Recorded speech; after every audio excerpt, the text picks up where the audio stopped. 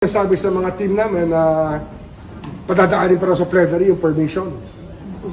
Walang ganun eh. Hindi dapat padaanin sa plenary. Nasa Congress ako dati. Nasabihan ko, kabisado ko yung plenary. Hindi namin ginagawa yun. Marami na imbestigahan sa PDAP nun. Hindi dumaan sa plenary. What was the process then, sir, nung nasa Congress? Wala, basta inimbestigahan sila. Oo. Marami kasi na-imbestigahan dyan sa PDAP, diba? Wala naman dumaan sa plenary dyan na kailangan ng approval ng plenary para i-release sa salin eh. Walang ganun. Anong nakikita mo? It never happened before. Bakit kaya parang... Ewan ko, di ko alam. Marami kasi nagre-reklama siguro congressman, ayaw nila ma-imbestigahan. Pero tatamaan naman sila eh, kahit anong gawin mo. Tapos, sir, you mentioned may conflict of interest din sa SecGen. Possible. Opo, bakit po, sir? Nagtrabaho na yan dati ron. Tingnan mo yung kanyang buy data.